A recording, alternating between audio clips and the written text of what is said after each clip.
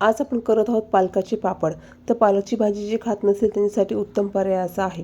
याचा मी सविस्तर video upload केलेला आहे, नक्की जाऊन बघा. तरी पण तुम्हाला थोडक्यात मी सांगत आहे की इथे मी एक जोडी पालक घेतलेला आहे, त्याची बारीक प्युरी करून घेतलेली आहे, ती गाळून घेतलेली आहे.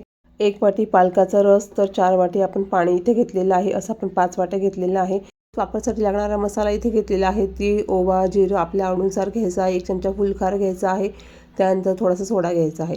आता आपण हे सगळं पाण्यात टाकून घेतलेलं आहे. त्याचबरोबर आपण 2 वाट्याभर तांदूळाचे पीठ घेतलेलं आहे. हे पाणी उकळलेलं आहे, यामध्ये आपण हे तांदूळाचे पीठ टाकून घेतलेलं आहे. मस्तपैकी हे घेरून घ्यायचं आहे, याची खिशी घ्यायची आहे. हे सर्व झाल्यानंतर आपण हे पीठ परातीत काढायचं आहे. त्यानंतर आपण त्याला एका ओल्या कपड्यामध्ये घेऊन त्याला छानपैकी मळून घ्यायचं आहे. छान असा मऊसर गोळा बनवायचा आहे आणि तो गोळा आपण वाफेवर शिजवून घ्यायचा आहे.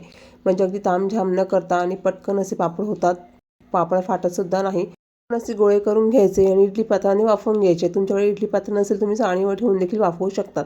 आता हे गोळे गरम असल्यामुळे आपण पावभाजीच्या स्मॅशरने याला छानपैकी मळून घ्यायचे आहे. छान गोळा तयार झालेला. आता हे पापड आपण लाटून घेणार आहोत. आपण पापड मशीनमध्ये पापड प्रेस करून घेतलेले आहेत, खूप छान होतं. पापड आपण फॅन खाली सुकवून घ्यायचे आहे. आपण सकाळी उन्हामध्ये याला ठेवणार आहोत, कडक उन्हामध्ये खूप छान वाळलेले आहेत.